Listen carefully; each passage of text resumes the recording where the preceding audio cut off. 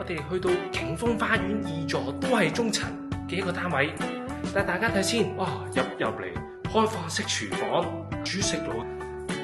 我見呢間屋啦，第一見到個賣點，好多櫃，儲存空間啊，放嘅物品一定會好多。點解會咁講咧？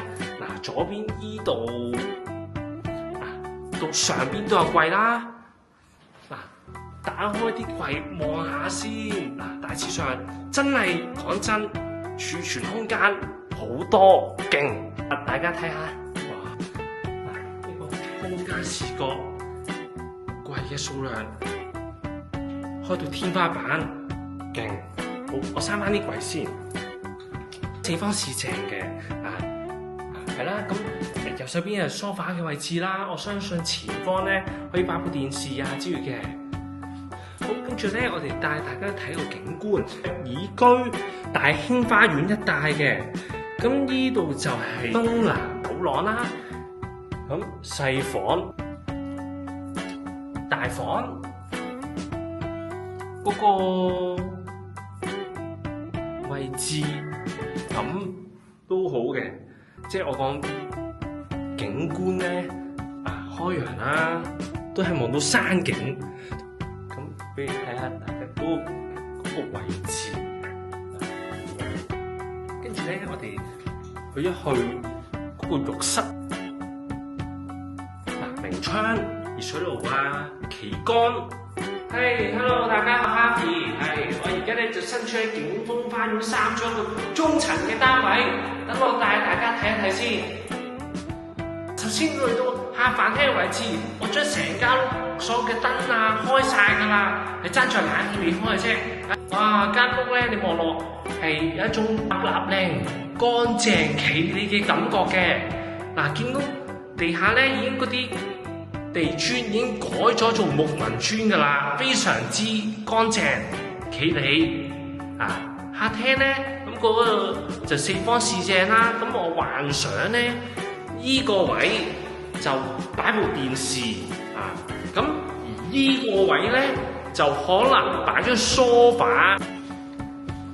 咁咧我哋嚟一嚟咧依個位咧就係開放式廚房。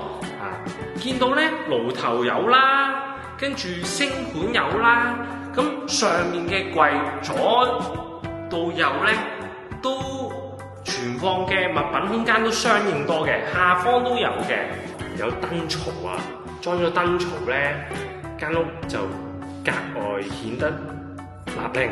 好，跟住咧我哋就嚟到細房啦，非常靚嘅。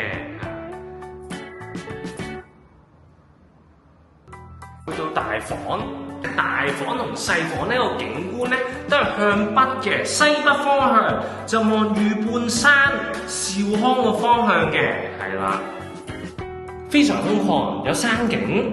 大房俾大家睇一睇嗰個實用大小先。地板全屋換晒㗎啦。間嘅視覺，最後嚟到浴室，浴室咧就有明窗啦。咁咧都啲磚啊、假天花、盞燈幾靚嘅。佢呢個咧鏡櫃呢兩個咩掣嚟嘅咧？撳下先。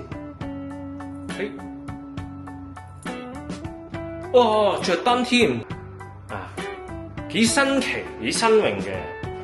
閂下佢先啦，企杆嘅設計嚟嘅，空間感都足夠，唔會覺得逼。跟住咧，最後我哋嚟到景豐花園5座一個低層嘅單位，單位個客飯廳，見到梳化擺喺度啦，有張台就比較完整啲嘅家私嘅擺放陳列，有埋櫃添嘅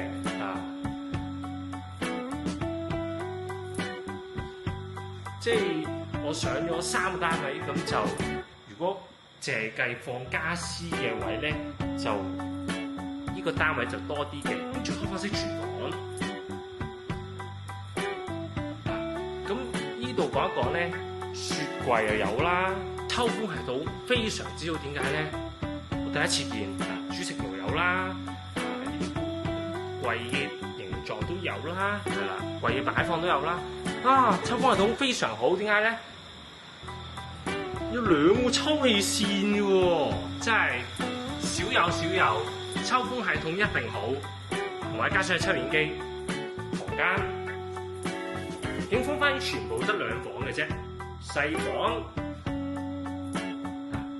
佢其實床嘅擺位、衣櫃嘅擺位都已經一早準備晒㗎啦。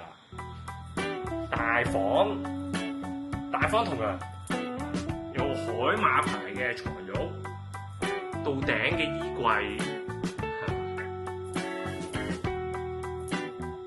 跟住咧，我哋又嚟到浴室。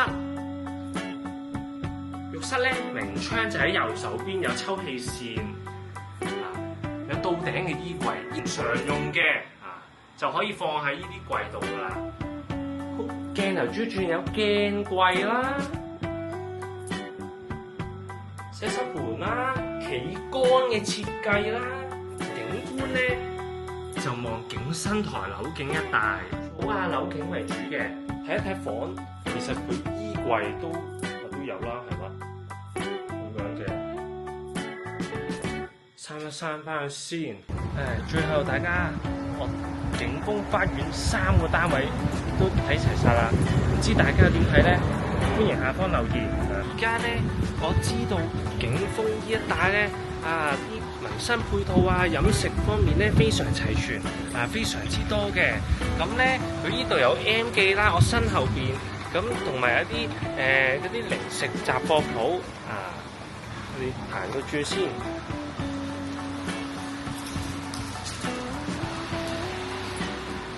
都非常齊全。